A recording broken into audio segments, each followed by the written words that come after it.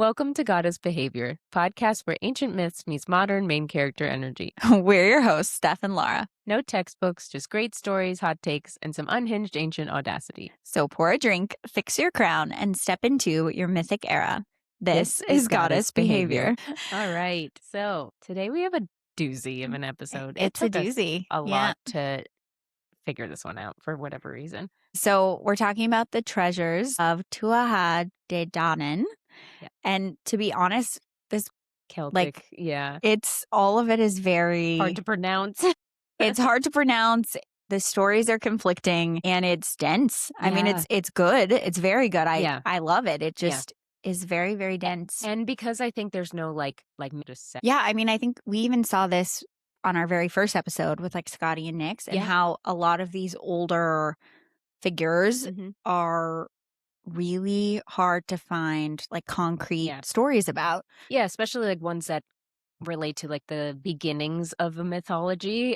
It becomes very vague and, contradictory sometimes. Absolutely. And it's just difficult to So it took us, it really did take us a while to sort of like narrow through this information and come up with something a little more concise to talk about. Sure. Yeah, so we'll get into it then. So before Excalibur, Thor's hammer, and the One Ring to rule them all, Ireland had 4 sacred treasures tied to kingship, destiny, and survival. There are 3 treasures here that project power outward. One that sustains civilization itself. And mythological objects were never just tools. They represented a kind of power that culture values most. So, who are these people that we're going to talk about? The Tuatha Dé Danann. Again, we practice that one a lot. If you read how it's written, you're like, huh?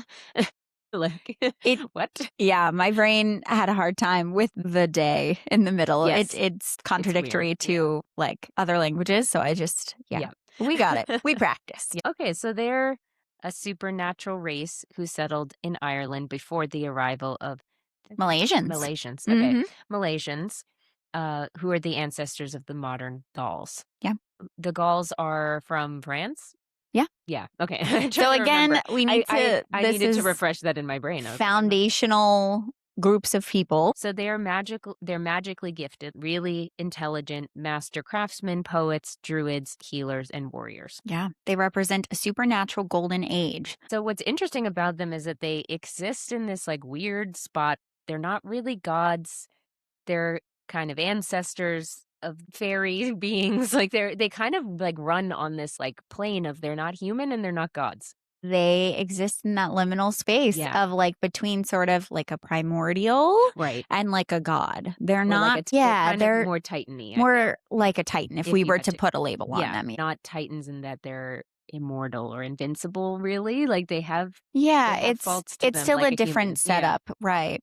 I think demigod is kind of where we landed as far as a Greek comparison that maybe more people are familiar with. Right, like they can still get hurt. Yeah, they can still die in battle, but they're also not. They're more. They have supernatural powers. Yeah, and some of them are giants. And these things, like that. There are things that make them stand out from humans. So the Tuatha Dé Danann weren't immortal in the clean, like never can die sense. They could be wounded. They age differently, die in battle, and suffer curses, but they existed closer to the other world. Think beings of magic, fate, and they're deeply tied to the land itself and spiritually powerful rather than biologically superhuman. Right, like their abilities are shape-shifting, controlling the weather, prophecy, illusion, magic, glamour, healing, crafting magical objects, and influencing fate and battle. So they're controlling these big concept things, but they're not necessarily superhuman physically in the way that some of like other gods are. It's a little similar to Norse mythology. Like they are also that way. Yeah. Where you hear of like gods dying, which is weird. You're coming from like a Greek or Egyptian, mythology where nobody dies ever. Yeah, they were immortal. So they are all descendant from this goddess Danu. Their name actually means that the people of the goddess Danu. So she's kind of this primordial goddess, and she also has very little information about her. Yeah. She's just kind of this ancestral presence. It's not She's not even a goddess per se. Yeah, she is like a maternal figure. Right. And she's the goddess of Ireland, essentially, right? Yeah. Like a Gaia mother figure. Deeply, yeah. I mean, Yeah. and she's just deeply tied to the land of Ireland itself. So the people, the Tuatha Dé Danann, are essentially descendants of this primordial Right. goddess, just for like Yeah, so they also have this, like, deep connection to the land and magic and sovereignty. liminal Yeah. stuff, right? So we'll go over some of the members of the Tuatha Dé Danann. We're not gonna get to everybody, but these are ones that are relevant to our episode. Yeah. So we talked about Danu already, who's this primordial liminal goddess tied to Ireland, and she's the mother of Dagda and Brigid. Brigid we talked about in the last, Yeah. not the last episode, but the one before. Triple goddess. And then Dagda is, he represents abundance and this druidic like power, magic. Interestingly enough, fertility. So he's linked with death and life. And he kind of has this like all-father figure, so kind of like an Odin, but different vibe than Odin. Yeah, he's interesting. I mean, how he's portrayed is like walking around with a cauldron and his giant club. So like a giant almost. Yeah. Like, he has a magic harp. Right. And it can change like the seasons and people's emotions. So a little bit like Dead Trophy to me, Very cool. Like, obviously different power, but same kind of idea, right? And again, deeply tied to the land. Yeah. We're going to keep seeing that. Yeah. Lo. Yep. Is the shining, like, hero-esque figure, right? So he is a master of every art, a warrior, a blacksmith, a poet, a strategist, and musician. So his title is Samildon, which means skilled in many arts. And he is sort of the archetype of the divine, like, competence, if you will. So, like, he's a jack of all trades. Yeah. Master of Master all of them. Apparently all of them. Yeah. That sounds like they give him credit for that, a man's audacity, sure. Truly. And so then you have NOO-ah-dah, and he's the first king of the Tuatha Dé Danann. And he's associated with magic, wisdom, and the divine rule. He's most famous for wielding the unstoppable sword of light, and that no enemy could escape it once it's been drawn. So he's very closely tied to like kingship, restoration, legitimacy, and sacrifice. And we have Brigid. We've discussed her before, but she's poetry, healing, and smithcraft. Right. So again, she's linked with our sovereignty triple goddess form. And same with the Morrígan. She's also part of this group. She's tied to prophecy, fate, and war. She's a war goddess, and she plays a really big part, as we'll get into later, of like foundational Ireland. Yeah, for sure. In case we didn't say that enough in Triple Goddess. Hammered in enough. Yeah, we like the Morrígan. She's cool. Yes, but it also is like, as you guys have probably seen our episodes, we try to link them together so that it's continuous in a way that we're all building information together. Yeah. And this is kind of why she keeps coming up again and again. She's big. Yeah, exactly. So before the Tuatha Dé Danann, the Firbolg were the people in Ireland before the Danann's arrival. The Firbolg means people of the bags. I remember looking it up because I was like, what? Did they have bags? Like bag ladies? Yeah, I don't know. Anyway, so it means people of the bags because according to myth, after earlier invasions of Ireland, the ancestors of the Firbolg were enslaved in Greece, where they were forced to carry bags of soil and clay for their oppressors. Sure. Eventually, they escaped and returned to Ireland, where they divide the land into provinces and become its rulers. Okay.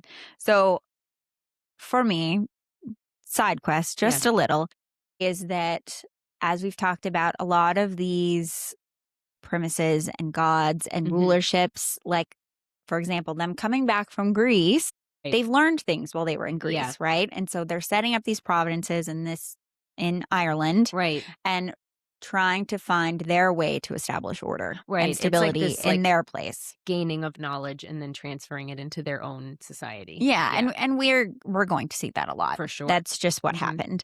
To me, these people, the Firbolg, feel a lot more human-like. Yeah. So they have survived oppression. They return home, are building these systems of order, They're governing themselves, and they are hard workers. Right. It's Ireland. Right. So Well, again, I was going to say, which farmlands. is very Irish feeling Yeah. to me anyway, because Yeah. they are very tied to the land, hardworking. Yeah. So like inherently, that's a piece of these initial people, Yeah. whether they're human or gods, Right. or It's that's kind of semantics. It still represents the people who Yeah. we even know still today. Right. So, So it's said that they ruled Ireland peacefully for a time. Other traditions say they established roads, create providences, and organize sort of their basic kingship structure, which again is important because they had come back from Greece. They are not portrayed as chaotic savages. They are functioning rulers, Right. like in their own way. So these people are led by their king, Eokid Mac-ach, honorable and courageous. So I say that just so that other people can remember or like not mislabeled. These people were not like evil. There was nothing really, they weren't really doing anything wrong. They were just the ones who were there first, essentially. Yeah. Yeah. So again, that's something else we see a lot is the original people of the land were not doing anything wrong. No. Yeah. They were just sort of portrayed as the people standing in the way of like a new order coming through. Yeah, makes sense. So the Battle of Magturid, when the Tuatha Dé Danann arrive, they request half of Ireland, and the Firbolg are like, no. They're like, what do you mean? We built this. So then obviously a war follows, and the battle is just catastrophic. But the Tuatha Dé Danann are so impressed with the Firbolg that they allow them to keep part of Ireland. Yep. So that's really interesting because you still see Ireland divided. Like we still haven't had a unified Ireland. I know. For many reasons. It's such an ancient divide there Yeah. that like a lot of people misunderstand it as like they're just, little semantics that keep them apart. It's actually a really big piece of their heritage. Yeah, it's a big deal. Yeah. All right. So to talk about these treasures, we have to talk about where they came from. Okay. Yeah. So these treasures come from these, there's no neat way to go about this, but there are 4 northern cities. Where we couldn't tell you. We don't know. Our Earth looked different then. That's how we're how we're gonna put it. Yep. So we have the Fáilias. Yep. Which is worship and kingship. Yep. And then Gorias, which is warfare. Vendias, which is craftsmanship. And Morrígan, which is druid magic. So each of these cities is ruled by a master of wisdom that's related to each of those things. Yeah, the Drundic knowledge. Right. And each of the treasures come from one of these cities, which we'll get into which one is from which. Yeah. I mean, I think it will make sense once we get And there. the treasures weren't random weapons or riches. These are sort of the blueprint for their like leadership or rulership, if you will. Yeah. So like the Firbolg has established maybe a simplistic version where they're adding on to this now with these magical treasures. Yeah. Yeah. All right. So they make it to Ireland. Finally, we're getting there's a lot here, guys, but it's important. So it will make sense. We wish it could be even more concise. It cannot be. Nope. We tried. They arrive in Ireland carrying the 4 sacred treasures from these 4 mythical cities, and each of them possess a different kind of power that's necessary to rule. The treasures are piece of this innate or like inherited sacred knowledge. Right. So they're bringing these pieces over and again sort of establishing them as like the foundation of important things that are necessary, who they are and what they're going to be. The Tuatha Dé Danann arrive in Ireland surrounded by dark clouds, which in some stories it's also like a magical mist. About Scotty's like husband choosing mist. Yeah, like a thick, dark, magical mist. Yes. Some say they literally descended from the sky in this mist. Okay. And other accounts have them coming from black, like dark mist, like on ships. Okay. Which I feel like being Sounds Ireland, they probably better. saw a lot. I was thinking just even from like Viking lore, like it's this like storm rolling in, but it's ships that are rolling in too. Yeah. It's like this ominous thing of totally mirroring each other. So I could absolutely see that. Like in my brain, I was like, yeah, that's probably that makes more sense. That's actually how it happened. So if it's the ship thing, the ship account has the ships literally like they disembark and the ships catch on fire.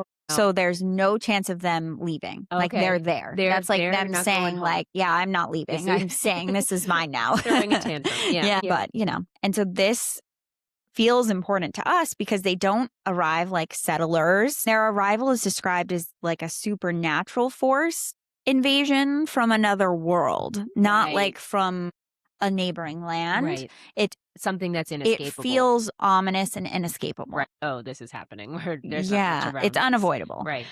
So it's like God stepping onto a piece of mortal land. Right.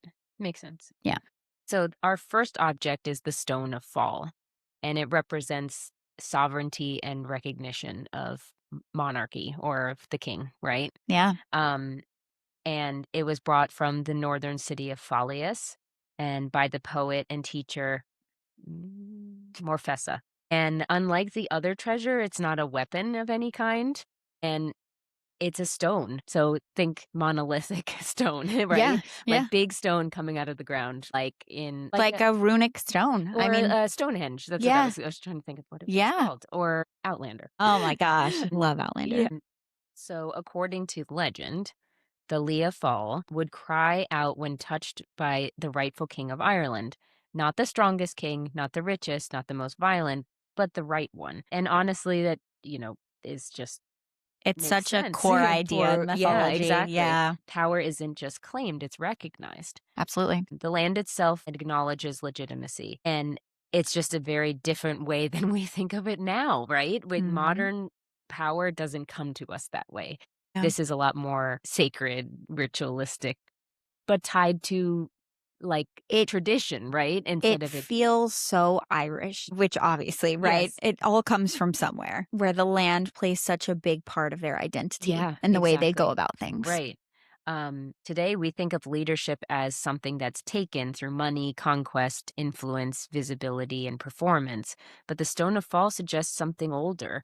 True authority cannot be forced. It has to resonate. It has to feel right. Yeah. I think we've shifted so far away from this, especially in our country. Yeah. But it's so instinctual that I think people have a hard time with that concept. Well, and if we're bringing the U.S. into it, we are all immigrants here, so none of us have this quote unquote tie to this the land. wasn't our land, other than Native Americans, so we can't claim that. So our power structure and how we claim it is different here than it is there, which is an interesting parallel. Didn't think of it that way. And maybe that's why we have such a hard time. I think so. Because we're just not. Because what gives you the right over me? That's kind of how I see it. But it's interesting how that's evolved over time. So so the stone itself is placed at Tara, and the ceremonial seat of the High Kings of Ireland in the County Meath, making it deeply tied to the sacred kingship traditions. You can actually still go there. Yeah, you can. Cool. You can. It's still there. You can visit it when you take your trip to Ireland one day. That you can actually go and see it. So that's the only one that you can do that.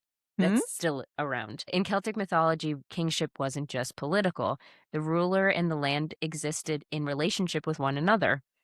If the king was unjust, the land suffered. Crops failed, balance collapsed, and prosperity disappeared. If the rightful ruler wasn't simply someone who just wanted that kingship for power or wanted it for the wrong reasons, you saw the land suffer. Right. Because the connection wasn't there. Right. And which is super, it's super interesting because I think you do see that in modern time where if things are not done the right way, the consequences come from that, right? Yeah.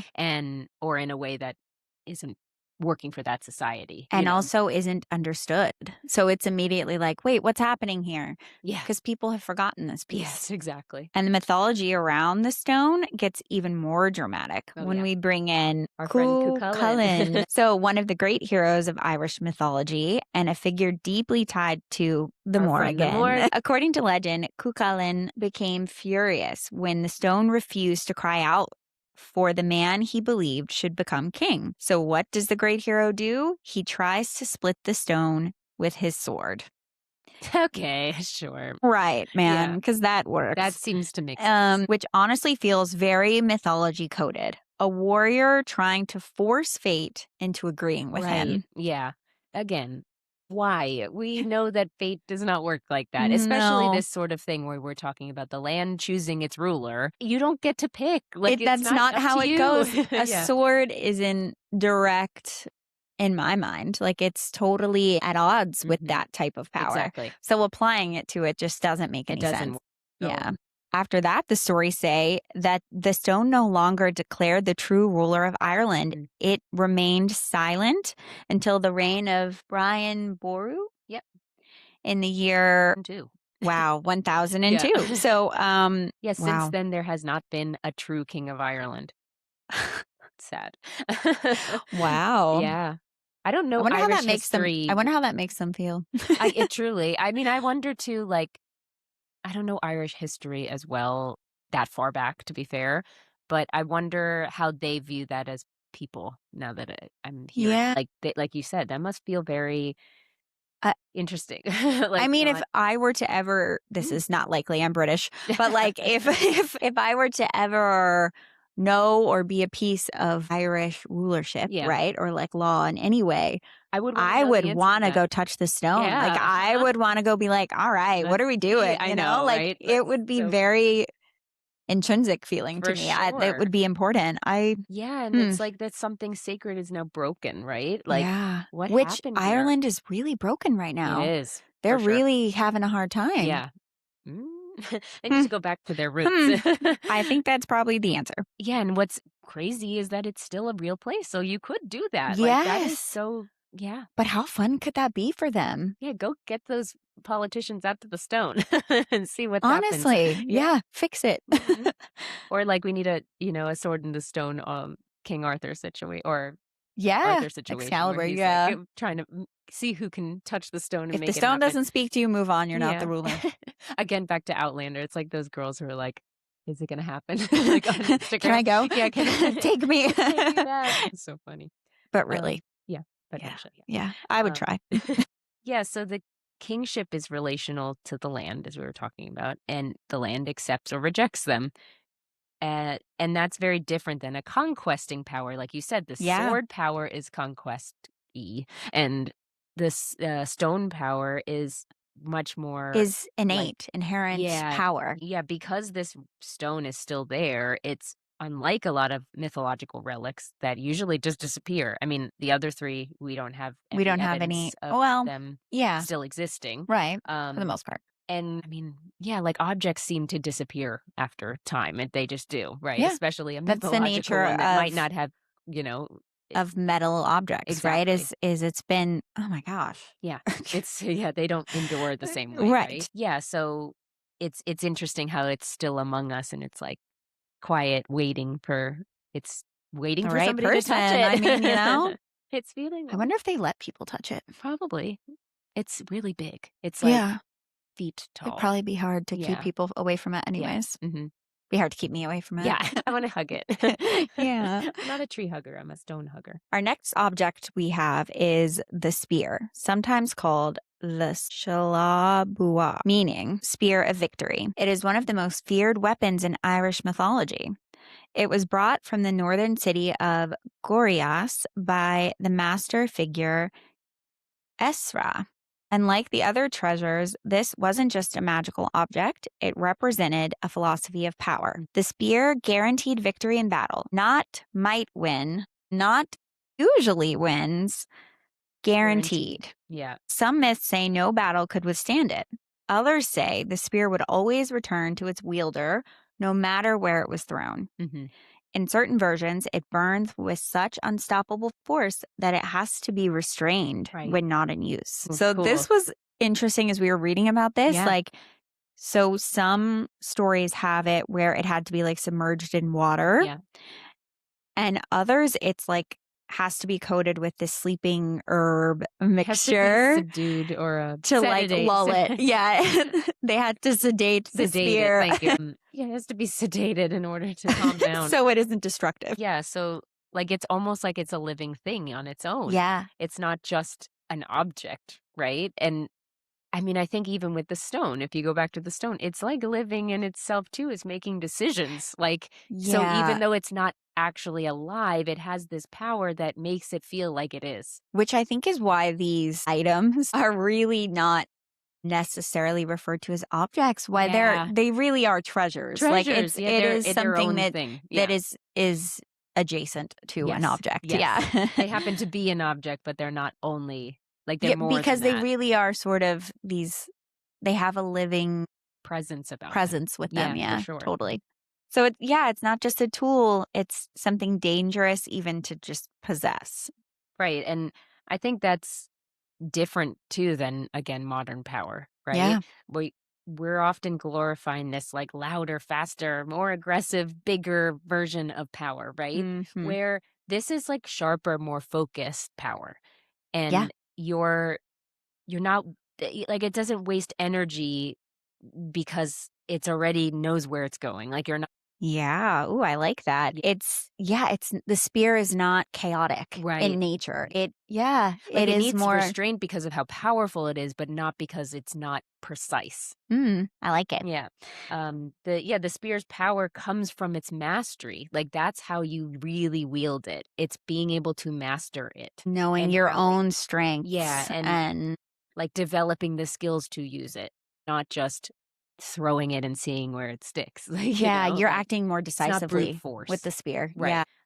And determining timing. So it's strategy. It's more than just uh again, military might. It's, Yeah. it's a weapon that you have It's to use ooh. when it's correct, like the Yeah. correct time to use it. It's ambition without being reckless. Yes. Yeah. Really. Sorry. Yeah, and it's confident without just being random. Not power flailing wildly, Yep. power aimed intentionally. Yes, exactly. Yeah, so if the spear represents an uncontrollable force, the next treasure asks who gets judged worthy enough to wield authority at all. So this takes it another step further. Yeah. Pretty much. So If the stone is legitimizing the ruler and like the spear is representing this like this force, right, to be wielded, right, to yeah. be used in the correct way, the sword also represents that too. It's taking it another step further where it's not just the power of the sword itself, but the person wielding it. Yeah. The Sword of Light, or the Cleva Sulish, was brought from the northern city of Fáil and by the poet and teacher Ishka. Hmm. Never would have thought that's how that was said. Anyway, Nope. if you guys could see these things written down, you'd be like, wow, no wonder why you have notes today. Like, Yeah, the it's phonetics here are crazy. not Yep. phoneticking. We Nope. have Even the phonetics are hard. yeah. And like the other treasures, it's not just a weapon, it's tied to authority itself. The mythology says that once the sword is drawn from its sheath, no one could escape it. No one can resist it, which is very specific kind of power. Again, not chaotic, not destructive for destruction's sake, but judgment and inevitability. The sword doesn't represent battle in the same way the spear does. The spear is movement, precision, momentum, and conquest. But the sword is enforcement. It's the thing that establishes order after the victory won. And the figure associated with it is NOO-ah-dah. So one of the kings of the Dé Danann, and one of the clearest examples of sacred kingship in Irish mythology. Right. NOO-ah-dah is deeply tied to sovereignty and rightful rule. During the first battle of Mag Tuired, the king NOO-ah-dah faces the Firbolg champion, right? Becomes complicated almost immediately because during battle he loses his arm. And in Celtic kingship tradition, a king had to be physically whole to rule. Yeah, so it's like a power of the body and Like the body and the mind have Yes. to be whole Yeah. to rule. Interesting. I love this. Yeah. I think this is the first, at least it's the first mythology Yeah.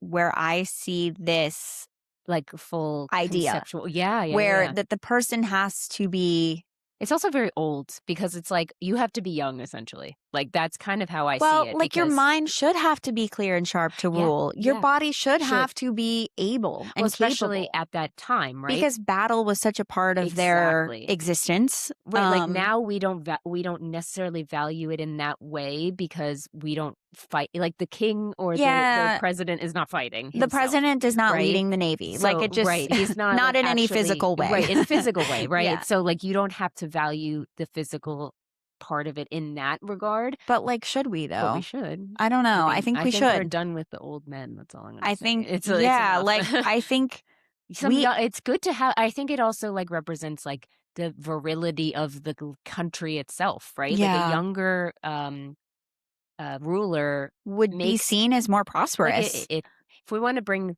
somebody else into it other than our own people, Yeah, right? yeah. Like I think a lot of people are more excited about William than they are about Charles. Like, let's just put it that way. I mean, same. I've been excited since I watched their wedding in 2011 in my Spanish homeroom class. He was Like, made for it. Yeah, I think it's hard to get excited about somebody who you're like, okay. And if anyone has to follow Elizabeth, he didn't feel right.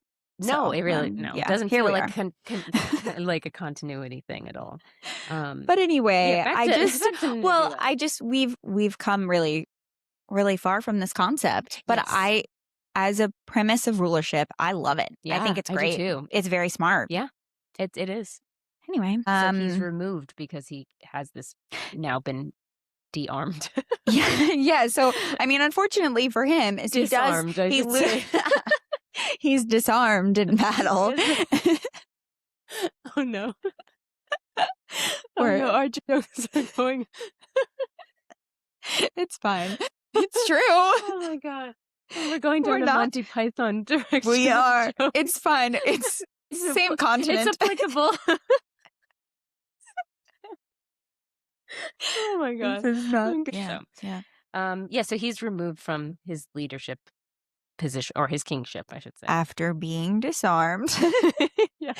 He's removed from his kingship because to them, kingship wasn't just political; it was spiritual, and the ruler reflects the condition of the land itself. So if you're missing a body part, or you're like not, if you're crazy, not whole, you're not like, or mentally not. Yeah, capable, right. Exactly. You're really not reflecting what the land wants or needs. And needs. Yeah, exactly.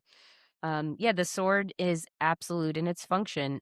It's not absolute in its protection, though. So that's why we have a disarmament, right? I mean, so like even though he's the king and he has this magical sword, this like all powerful sword, it wasn't enough. Like he still had his arm cut off, right? Yeah. So it's interesting. The stone chooses the ruler, who is then empowered to enforce the sovereignty of the land that he rules over. Yeah. So the sword is not merely this weapon. It is authority of kingship made active. Right. It's not this passive entity. Right. So like basically like a stone. If you think about the stone, it's like kind of like like a coronation in a way. Yeah. And then without the crown, which is kind of interesting that they don't have one. A symbol not needed for them. Right. They didn't need one. It was tied to the land, not gold and silver. Right. Exactly. And then so the sword represents that authority of like, this is how I, instead of the crown. Yeah. It's sword in this situation. It's kind of cool. I like it. Yeah. Yeah, it's cool. So with the sword becoming this law made physical, we can also compare this to other famous swords, right? Like our friend Excalibur. And really any, like the sword of truth, like any divine weapon, if you will, sword specifically. Yeah. I think it's a common trope, if you will. Like you claim the sword and you become the whatever. The all-powerful ruler. Exactly. Yeah, like a knight. Yes, with exactly. the sword. Exactly. Yeah. Where the mythological swords remove the ambiguity, right? Like once drawn, fate has already been decided. Yeah, exactly. So that sword is sort of the actor behind the fate itself. Right. Yeah. So the tie for this sword in particular is very much linked to the land and the fate already they all kind of like established. All of these treasures kind of interconnected, as we were talking about in the beginning, and how they level on top of each other these different influences of power and how they create one unified situation. Like it helps unify the whole land and encompassing everything it needs, not just a one thing that is one section of it. Yeah. So all right, our favorite, yay, the Cauldron of the Dagda. So we talked about who Dagda is a little. He's this big giant man. He's a big guy, which again for us it's honestly pretty cool to see a male figure wielding a cauldron that is often very much associated with females, with feminine energy and power. So you have to remember, so he's druid magic. Yeah. So he is a witch. Yeah, he himself is. Yeah, and he's that linked to this too. yeah, so the Cauldron of the Dagda, or the Dagda, was brought to Ireland from the northern city Maurius by the poet and teacher Simmias. According to mythology, the cauldron never ran empty.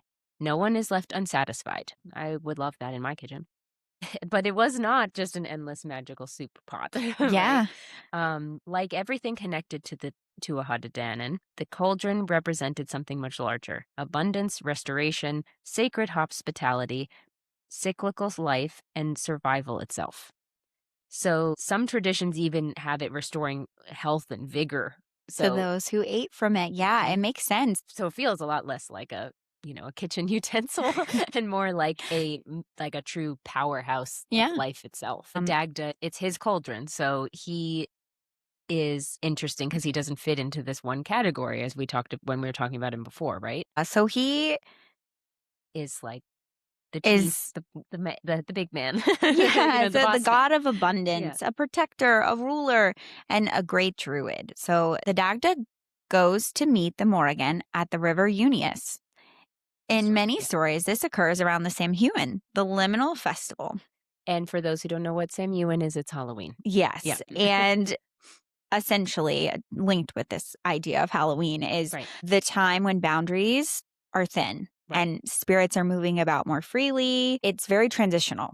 This is not just like a hookup scene between these two, right? Because often it gets sort of portrayed. Their meeting here gets portrayed this way. But it's a ritual that's deeply tied to their lands. So it can come off as like maybe even sort of a sexual thing.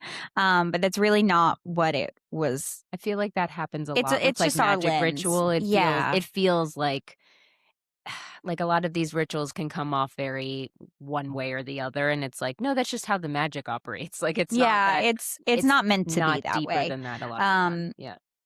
And so this meetup, this ritual occurs in the lead up to the second battle of the Morgue-rih-gahn, which is between the Tuatha Dé Danann. Tuatha Dé Danann and the Fomorians. So before this decisive battle, the mythology pauses the warfare entirely for this meeting between so our abundance god and kingship and the goddess of fate, war, and sovereignty. The Morrígan. The Morrígan.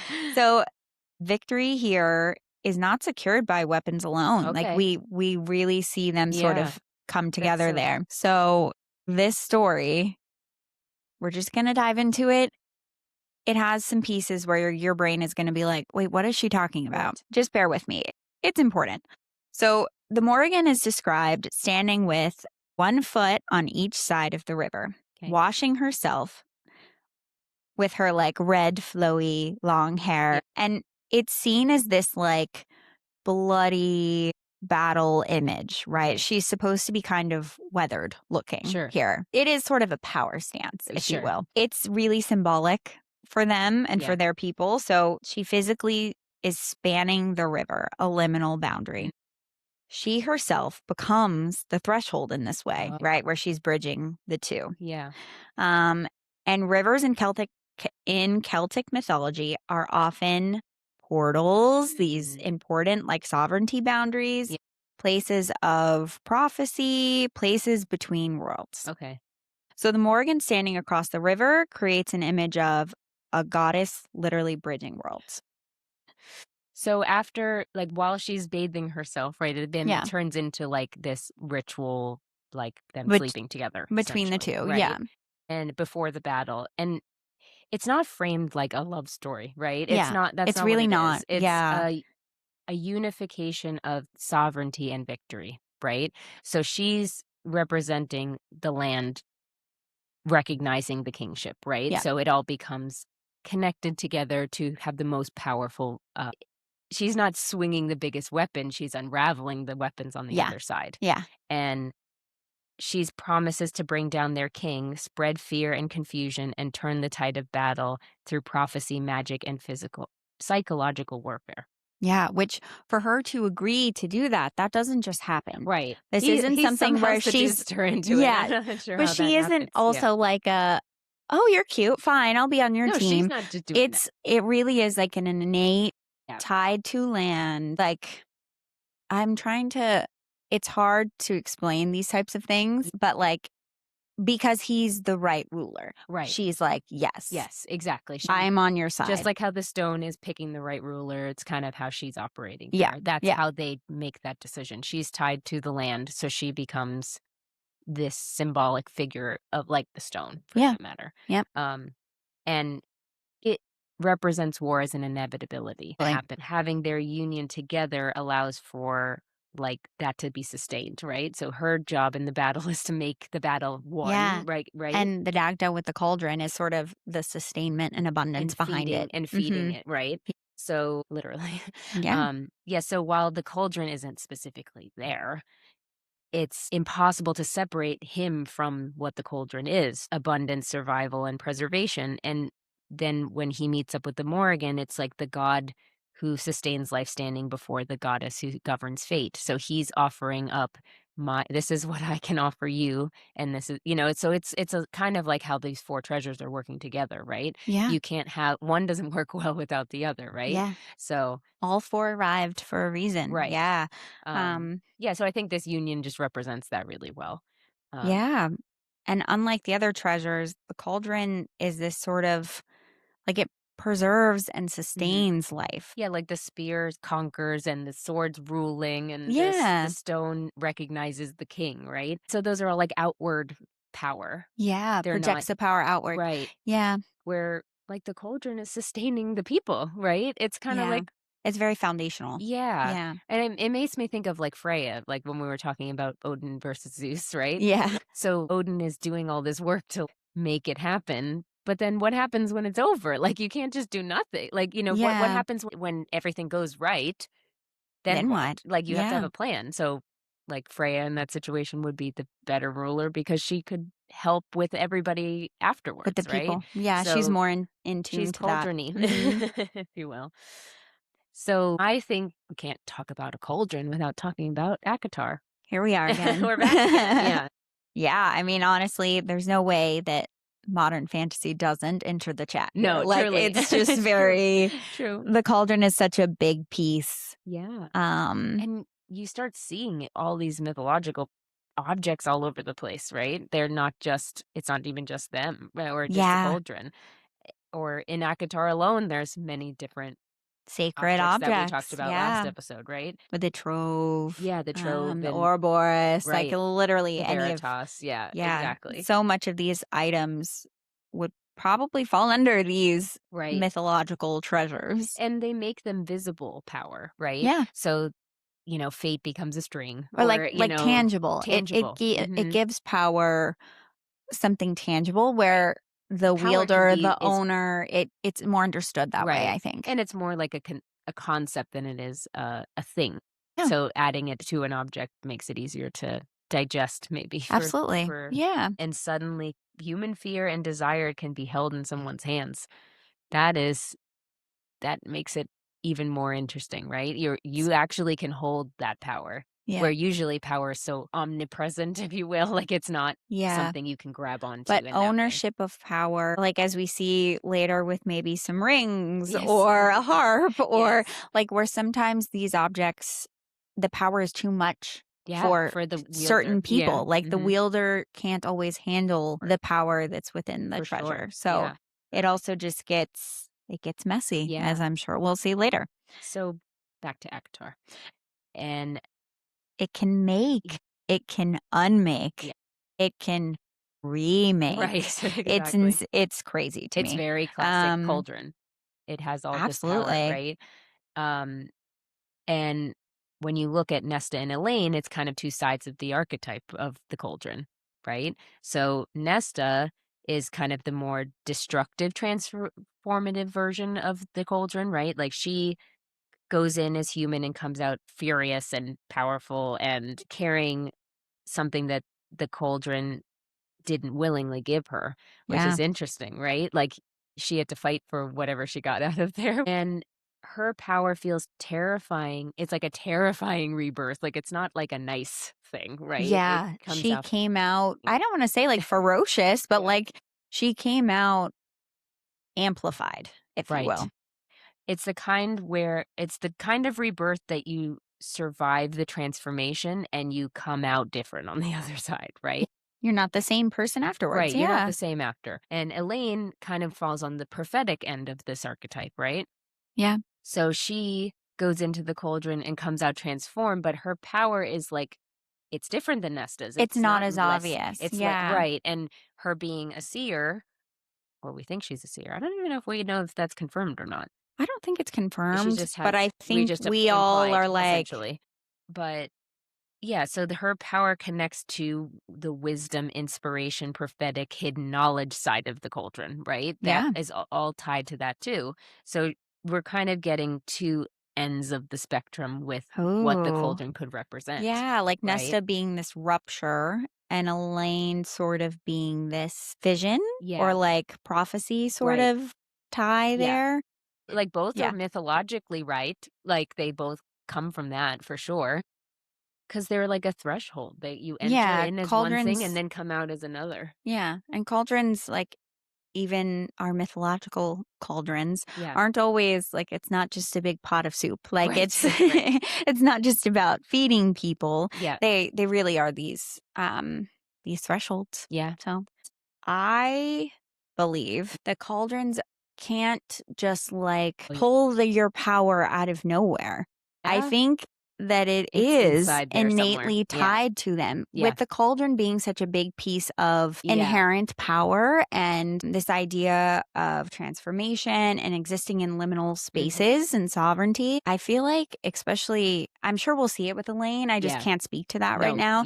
Is that like, This power was inside of I Nesta think that it already. sort of was an innate piece of her already. It hadn't been recognized. It Right. hadn't like come to the surface yet. Sure. And the cauldron really amplified that for her. I think that's why, like, I want to say the cauldron sort of amplifies those like natural Yeah. traits that you have, but maybe have gone unnoticed or Yeah. unfulfilled, if you Yeah. will. So, if you use Nesta as the example, because we just have Yeah. more information, right? She is already spicy, right? She Yeah. already is this way, right? Right. And so while the cauldron does give her actual magical powers, this version of her has Yeah. always been inside of her. That Yeah. is not she isn't transformed in her innate nature. Like it's magic applied to her Already, her personality, persona. right? Yeah. Because she's mad about it. She's not happy about it. So like, of course she's trying to fight. Like Yeah. that's who she is. Yeah. Like, so she goes in feisty Yes. and she's like, I'm clawing my way out of Right. here and I'm taking part of you with me. And that's just who she is. Yeah.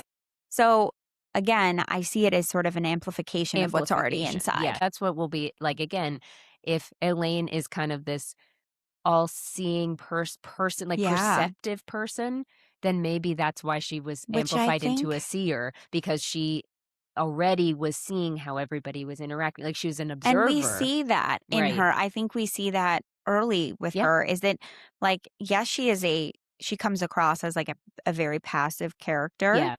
But that doesn't mean she isn't taking it all in. No, exactly. So To I me, think she's an it's- observer, wallflower, but in a way that she's taking in all the information, and that is why she has now become possibly a seer, because she has this innate way of seeing the world in a way that she's taking it all in that Yeah. way, so she has it's just the same thing in a different way, right? Absolutely. And it's not just ACOTAR, right? You see it happen in a lot of places, right? Excalibur is this It's sacred not object. just a sword. Yeah, it's not just a sword. It really is sort of, again, with the whole like choosing of your rightful king, Yeah. your rightful ruler.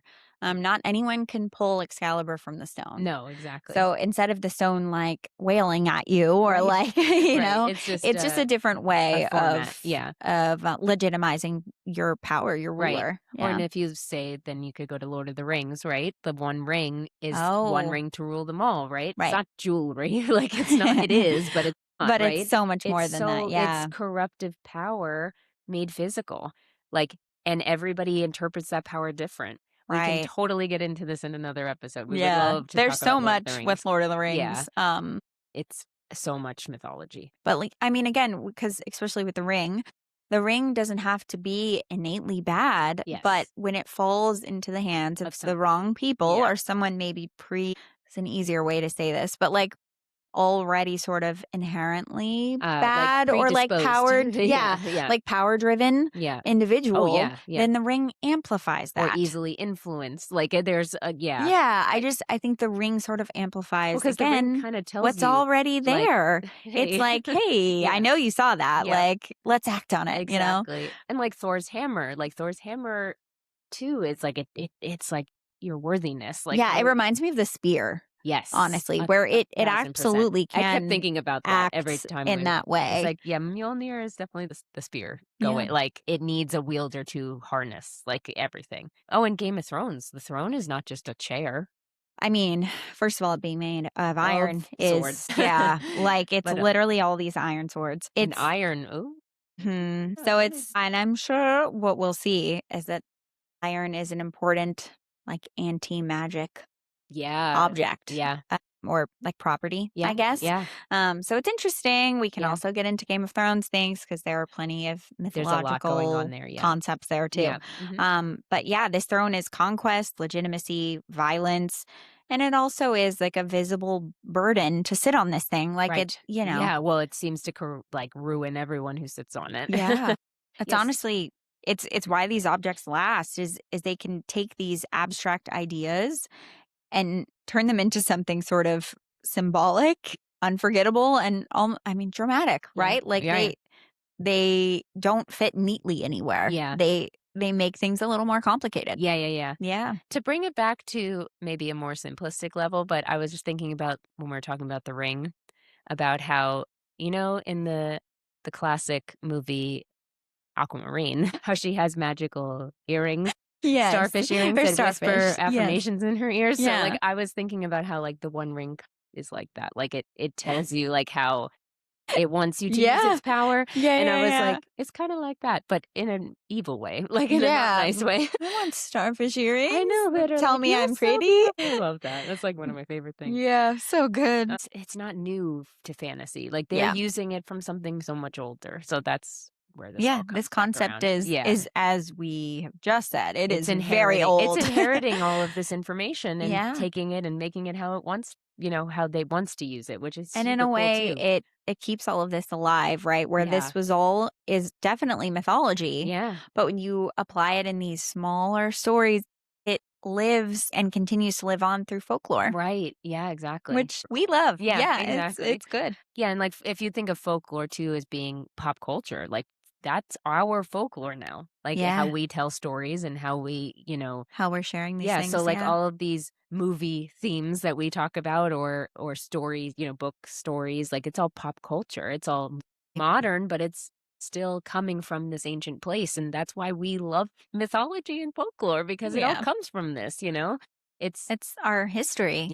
I mean, it's history in a different format than like a again, than a a textbook. textbook. So, Yeah. and history is very one lens, you get only so much. So unless you really start digging, most people don't get all of it. Right. So the treasures are naturally dividing these powers into different segments that are important to the ancient Irish people, right? Yeah. So like the spear for victory, sword for authority. Stone for legitimacy and the cauldron for survival and transformations. Right. So that's basically an entire mythological civilization and how the stories or why the stories lasted Yeah. because they are tied so closely to the land itself and to this core group of power, right? Mhm. They're not just fantasy objects, but the blueprint for what ancient cultures believed a leader needed to maintain the balance. And if they're maintaining balance, right? It's this rightful rule. It's more than just the who can win in battle. Right. Yeah, it's their ability to provide, more as the ruler, not Yeah. just their ability to win Because win the war, that's a right? big piece. Yeah. Later Irish folklore transforms the Tuatha Dé Danann into the Aishi, which are the fairy folk. Yeah, who retreat beneath the hills after losing Ireland to the Malaysians. Right. Meaning the treasures become echoes of a lost divine age, ancient relics from a civilization that honestly is never like It's never entirely gone. Yeah. because it's they're so still connected. living on, Yeah, just in different in a forms. different way, right. So it's sort of, again, like what we were saying with mythology turning into folklore, is that Yeah, they really sort of revert back to being, connected to the people and the land itself, yeah, yeah. and which is their roots. Yeah, I mean, I think that that's where they came from and and it's so strong even initially. now in Ireland. It Implementation of Christianity, you have still such like, people are still so strongly tied to these stories, and it's yeah, super cool. Um, definitely. yeah, I mean, I think modern society puts a lot of value on, like, this spear and sword power, right? In Achievement, Yeah. dominance, like sort of that status symbol. Right, but, Yeah. like, cauldron power being, like, caring, nurturing, creativity, like, that's important too, and I think we, dismiss older civilizations for not for being lesser than we are because we're, quote, unquote, "more evolved." Or like more technologically Right, advanced. but Yeah. they were definitely getting something right here, like, that is important too. Yeah. Not val we don't I don't think we value that the same way that they did. No, we don't. I think we've come a really long way away from that, Yeah. actually. Like this, the sword and like what it Yeah. represents, because it's measurable. It's like a Right. measurable sense of power. Like, oh, look at all of our warships, and Yeah. oh, look at all of Yeah. our nukes. Like This it is coming from the Navy wife, just in reality, we value that because it's measurable. It's Right. not. Well, it's easy to quantify, like, it's very hard to quantify the power behind knowledge. That is a big concept that I don't think most people can wrap their heads around, let alone myself, but, Yeah, you no, know it's a big conceptual idea Ye that knowledge can come from land. Right. Yeah, it can come from right underneath your feet. Yeah, so I think the 4 treasures are representing something radical in our comparison to how we think of things, right? It says that the powers on their own are not enough. You have to have all of them, Yeah, it's and society again, collapses without them all. it's important to have all of them. Yeah. Yeah, I think that's something that we see a lot of, like, people falling through the gaps that way because absolutely. that stuff is not deemed important enough to make To value. to put Yeah, value to. yeah. Um, It's not it's tangible, not so it's it gets left exactly. behind. Yeah, and I Yeah, think as mothers, we feel that. I think we yeah, feel that sometimes, a lot of our work goes unseen in the grander scheme and of work. undervalued and Yes. underserved. Yes, and it's a lot of work Yeah, that you just don't I don't know, I don't think there's a lot of people who are not in our position don't understand, and I think there's a reason for that. Yeah, and I no, think that represents cauldron power. Our version of what we do every day represents that. it We're does. taking care of people, teaching them how to be people. Like, that is sounds simple, but It's it's not. exhausting, It's very guys. Please tiring. believe us. We're looking up our astrological charts to help us. Like, You're we like, are help doing me whatever understand we my can. child. Yeah. Yeah. Um, But civilizations are not built only by people who take power. mm, They survive because someone sustains them. yeah, And that's what makes the Dagda's cauldron so interesting mythologically. It reframes nourishment as sacred. right. So for mothers, for us, Yes. that's big. I think that's Yes. why you and I both were like, I "Ah, the love this. We're cauldron." being validated. Yeah, I know. someone understands It's me. true. Yeah. It isn't like it's not the only thing that matters, right? Right. I mean, Um, like, goodness, can we pay our teachers more? oh, Like, I seriously, literally think about that all the time. they're Like, when can literal I get this saints. Ashley Like, gift card? Like, you I know, need to pay more. Um, like, ugh, yeah, they do so they much do. for so little. They And really do. it's like our value as a society has just shifted so far away from these, like what should be a Yeah, priority, and just it's so it's true. so undervalued. And Yeah, maybe that's the reason that the cauldron feels so deeply tied to like this goddess symbolism, right? That yeah, comes across every culture, right? mm, Like, we see it with the witches, but we see it also in the goddesses too, right? yeah, And it represents a kind of power that historically is repeatedly unvalued. Like, it's completely undervalued, and while simultaneously being dependent on survival, like, you still need yeah, it, but it's being like swept under the rug, like it's not yeah. important. And I think it just, again, it's part of this, like, where it can't be understood. Hmm. It can't necessarily be quantified. Yeah. So it gets like sort of, it's easy to brush it under the rug Yes. because it still happens regardless of whether you value it or Right, not. right. Yeah, it's true, like, you have like, we were you have to keep going, you just gotta Yeah. keep doing it even if it's hard and even if it feels like you're getting nowhere. Just keep swimming. Yep, yep, a kingdom Yeah. can survive without conquest, but it can't survive without nourishment. it's not just nourishment of the body, but of the mind. And if you don't do that, then your whole society starts to crumble. Listen, we could all benefit from some more nourishing of the minds around here, people. Yes. Like, come on. Yep, read a book. Please. No, I think that's what we've got from this, I think. It's just a kingdom can survive without conquest. Yeah. It's not surviving without nourishment. For sure. That's it. So, which of the objects do you guys find the most fascinating? I think we like the cauldron the best. I think there are the other ones are interesting too. I mean, the stone is really cool. I thought. Well, now I'm adding it to our list of things we do when we go to Ireland and Scotland. Yeah, yes. is we're gonna go hug that stone. Yes. No, and I think it's also too, like, just like the idea that they're all connected and that they all create the power that unites the whole country. That's just really cool. I think Ireland in itself, it's very cool how it comes about and the people that come, like the people that it's very unique and is derived from. Yeah. Mm-hmm. It's unique. And it also, like, reading through all of this, how many moments was I like, wow, this makes so much sense. Like, my brain is like, logical. I like it. The already, like, preconceived notions of the Irish people. I know. And it shows where that comes from, and it shows how well they've kept it up. Like, that's such a nice thing. I don't think we see that often. Yeah. I think a lot of the inherited traits of other countries have evolved very far away from what maybe they started as. So, while they might still be there, it's a lot less obvious, right? Right. And I think that's why this comes across so well. And I love that the neatly for us. Irish are so, like, proud of this. I think that also, someone teach us how to speak Gaelic, because I can't do it. if anyone is offering a Gaelic class, I would be very educate helpful, us, please. Yes. We would love that. Because I really don't want to butcher any names or any places. Like, no, I want to say these things correctly with you guys, and that this is just as much us learning as it is us teaching. We're teaching because we're doing the research, not necessarily because we're experts. So, but if anyone is willing and capable of teaching us Gaelic, we are very interested. Please reach out. Yes. All right. I guess that's all we have. So until next time, guys. Bye. What if the land beneath your feet has been keeping score? What if the oldest stories on this continent have been trying to tell us for centuries that the world is not a backdrop, it's a participant?